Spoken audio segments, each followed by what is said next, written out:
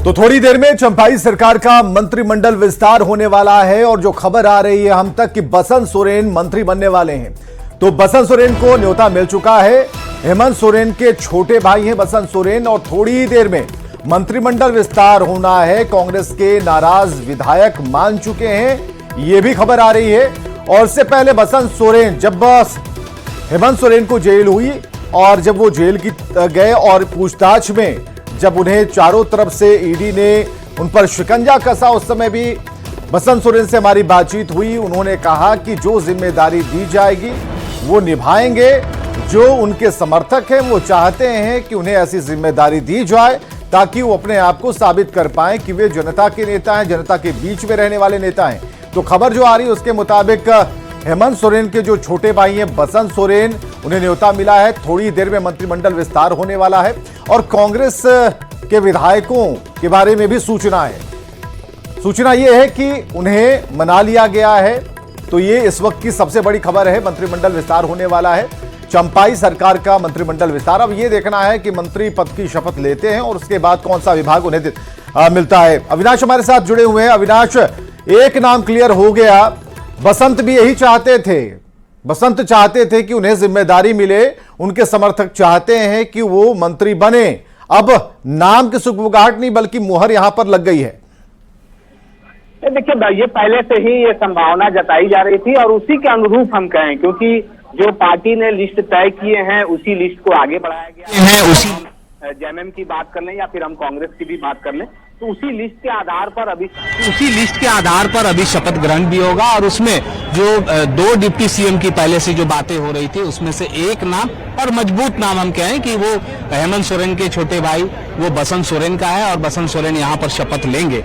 दूसरी बात यह भी है कि जो दूसरा डिप्टी सीएम के रूप में हम कह सकते हैं तो उसमें आलमगीर आलम का नाम है, वो पहले ही शपथ ले चुके हैं। आज 9 लोगों के शपथ लेने की जानकारी आई है, क्योंकि हमने जो तस्वीरों के माध्यम से भी दिखाया, इससे पहले 2 बजे के करीब 9 गाड़ियां जो सरकारी गाड़ियां थी उसे पहले ही अंदर भेज दिया गया है कि शपथ ग्रहण के बाद में उन्हीं गाड़ियों पर सवार होकर मंत्री बाहर निकलेंगे। तो अब इंतजार सिर्फ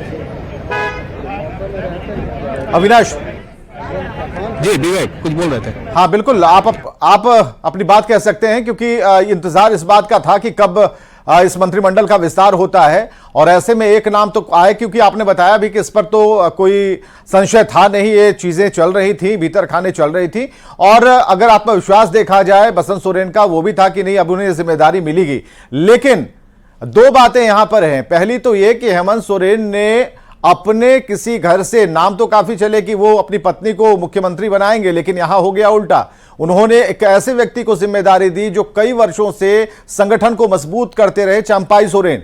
अब उस मंत्रिमंडल में, यानी कि उनके नेतृत्व में जो अभी मंत्रिमंडल का विस्तार हो रहा है, उसमें अभी इस फैमिली का, बसंत सोरेन का नाम सामने आ रहा है। आगे क्या चल रहा है कुछ और लोगों को, क्योंकि हम सीता सोरेन की तरफ जाएं, क्या उनके बारे में खबर है? नहीं, देखिए अभी सीता सोरेन को लेकर अभी कोई जानकारी नहीं है। और ये भी कहा जा रहा था कि एक ही परिवार से 2 लोगों को एक साथ शपथ ग्रहण में संभवतः ये सही नहीं होगा। इस लिहाज से हम ये कह सकते हैं कि थोड़ा सीता सोरेन को इंतजार करना होगा। और ये भी बातें सामने आ रही हैं, चूंकि अभी मंत्रिमंडल विस्तार हो रहा है और इसके बाद आपको याद होगा कि कांग्रेस कोटे के बोर्ड, निगम और आयोग के गठन हुए थे, लेकिन जेएमएम का कोटा पूरी तरह से खाली था। तो हम ये कह सकते हैं कि जो जानकारी आई है, हम तक जो जानकारी आ रही है, सीता सोरेन को वहां भी एडजस्ट किया जाएगा। और खासकर महिला आयोग को लेकर उनके नाम की चर्चा पहले भी होती रही है, तो हम इससे इनकार नहीं कर सकते हैं कि उन्हें सम्मान न मिले। लेकिन आज जो मंत्रिमंडल, जिस तरह से आज जो विस्तार हो रहा है और जो नाम शामिल हैं, उसके लिहाज से भी हम बात करें, और जो इस वक्त जो कांग्रेस की तरफ से जो हमने सबसे पहले जो दिखाया कि किस तरह से कांग्रेस के अंदर बगावत के बोल आए, और हम एक एक जानकारी देते रहे कि कांग्रेस के विधायक कब मिले, कैसे वो एक बंद कमरे में सबसे पहले जुटे, वहां से फिर वो प्रभारी के पास सर्किट हाउस में आए, सर्किट हाउस के 107 नंबर कमरे में क्या कुछ हुआ 2 घंटे तक, ये सारी चीजें हमने दिखाया अपने दर्शकों को। और इस वक्त उन्हीं जो विधायकों की भीड़ से जो लोग आए हैं वो कह रहे हैं कि हमने अपनी बात आला कमान के पास रखी है, आगे भी अपनी बात रखते रहेंगे। आज हमें ये कहा गया है कि इस शपथ ग्रहण में शामिल होना है, तो वो यहाँ पहुंचे हैं, चाहे वो। बिल्कुल, आपने जैसा कहा कि नाम को लेकर चर्चा थी, तो एक नाम कांग्रेस की तरफ से बराबर ये हाईलाइट हो रहा था, इरफान अंसारी का नाम, कि जब ईडी पूछताछ के लिए आती है हेमंत सोरेन को तो लिपट कर रोते हैं इरफान। उसके बाद भी जब आप ही लोग पहुंचे उनके पास पूछने के लिए तो उन्होंने यह जरूर कहा कि गम है, लेकिन इतना जरूर है कि जो जिम्मेदारी अगर मिलेगी तो उसे पूरा करेंगे। इरफान अंसारी के बारे में क्या सूचना है?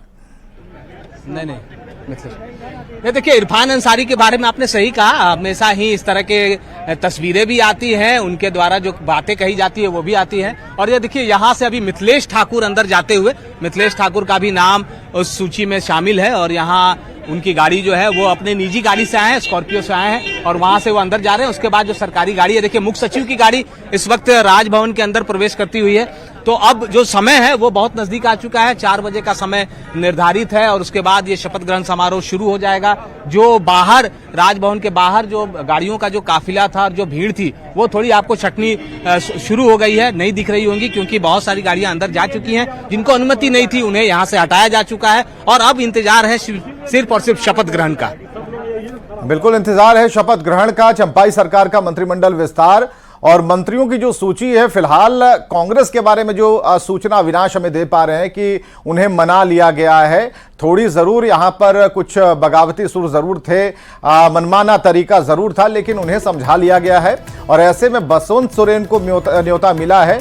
हालांकि उस पार्टी से बसंत सोरेन आते हैं, उस फैमिली से आते हैं, उस परिवार से आते हैं जिसने झारखंड, बिहार और झारखंड के अलग होने में एक बड़ी भूमिका निभाई है। शिबू सोरेन के बेटे हैं, सबसे छोटे बेटे हैं और ऐसे में उनकी चाहत भी थी कि वो जब मंत्री बने तो विकास कार्य को जारी रखें। और झारखंड मुक्ति मोर्चा से, खासकर उस पृष्ठभूमि से एक नाम बसंत सोरेन का सामने आ रहा है। और उसके अलावा सीता सोरेन के बारे में अभी कोई सूचना नहीं है। इरफान अंसारी जो कि कांग्रेस के विधायक हैं, उनके बारे में अभी कोई मोटा मोटी उनके बारे में कोई ऐसी जानकारी नहीं है कि भाई उन्हें बुलाया गया है। और देखिए, विधायक दीपक बिरुआ के मंत्री बनने की खबर आ गई है। बेबी देवी की भी मंत्री वो बनेंगी। तो कई नाम हैं जो एक एक कर हम आपको दिखा रहे हैं। हफीजुल हसन भी मंत्री बनेंगे। तो नए मंत्रिमंडल में किसे जगह मिली है, किन चेहरों पर भरोसा जताया गया है, तो ये पूरी तरह से ये स्ट्रक्चर। और अविनाश हमारे साथ अगर जुड़े हैं, अविनाश, ये जो खाका है ये क्या आज तैयार हुआ है या फिर ये खाका जो जेएमएम अपनी बैठकें कर रही थी, जब हेमंत सोरेन बैठक कर रहे थे उस वक्त ही ये खाका तैयार कर लिया गया है, अब बस सिर्फ इस पर चर्चा चल रही है? नहीं देखिए, कुछ नाम तो पहले से तय थे, इससे इनकार नहीं किया जा सकता है। और कुछ ऐसे नाम जो आज के अगर हम बात करें, आज सुबह से जो नाम सामने आए, चाहे वो हम दीपक बिरुआ के नाम की बात करें, तो इस तरह के नाम थोड़े जो है पहले से रेस में जरूर थे। दीपक बिरुआ कोल्हान के कद्दावर एक नेता माने जाते हैं, युवा हैं, जानकार हैं और खासकर जिस जल जंगल जमीन की लड़ाई की बात यहाँ होती है और जमीन को लेकर जो आंदोलन होते हैं, तो उन्हें इसकी बात की परख भी है, कानून के भी वो जानकारी रखते हैं। तो ये कहा जा रहा था कि उन्हें एक मौका जरूर मिल सकता है और वही आज उस सूची में जो सामने अब तक सूची आई है उसमें उनका नाम शामिल है। जो दूसरे नाम है, चाहे वो हम दूसरे मंत्रियों की बात कर लें, इससे पहले जो हम विजुअल भी दिखा रहे थे कि मिथिलेश ठाकुर जा रहे थे, उनके नाम को लेकर पहले से ये कहा जा रहा था। हफीजुल हसन को लेकर ये पहले से कहा जा रहा था कि जेएमएम के पास कोई दूसरे विकल्प नहीं है। बेबी देवी आपको पता है, वो स्वर्गीय जगन्नाथ महतो की पत्नी है और वो पिछले बार उपचुनाव जीतने के बाद वो आई और उसके बाद मंत्री तो उन्हें पहले ही बनाया गया था। तो ये सारी चीजें पहले से तय थी। कुछ जो नाम, जैसे आपने कहा बसंत सोरेन को लेकर ये बातें पहले से कही जा रही थी। जब हेमंत सोरेन भी मुख्यमंत्री बने थे उस वक्त भी बसंत सोरेन के नाम की एक चर्चा जरूर हुई थी। आपको याद होगा कि जब वो सीट खाली किए, उपचुनाव हुआ था, 2 जगह से उपचुनाव हुए थे, दुमका और बैरमो, और दोनों ही सीट जो है यहाँ से जो अनूप सिंह हैं वो चुनाव जीत कर आए थे और दुमका से बसंत सोरेन चुनाव जीत के आए थे। उस वक्त भी इस बात की चर्चा शुरू हुई थी कि क्या हेमंत सोरेन जो 12वें मंत्री के तौर पर जो बर्थ खाली है, क्या अपने भाई को ये मौका देंगे, लेकिन ये हो नहीं पाया था। आज हो रहा है, जिन परिस्थितियों में हो रहा है, और आपने जिस ओर इशारा भी किया कि उनके परिवार को अगर आप देखें और जो अभी हालात हैं, जो राजनीतिक हालात हैं, उस लिहाज से जो है जो बसंत सोरेन जो आज शपथ लेंगे तो उसका परिवार पर भी एक असर है, उनके लोगों पर एक असर पड़ेगा, उनके वोट बैंक पर एक असर पड़ेगा, उनके समर्थकों के अंदर एक खुशी जरूर होगी कि सोरेन परिवार से एक व्यक्ति जो है वो फिर से कैबिनेट में है। तो ये सारी चीजें हैं, पहले से बहुत सारी तैयारियां हुई थी, कुछ तैयारियां जो नहीं हुई थी वो आज हुई हैं। लेकिन सबसे दुखद बात यह है कि कांग्रेस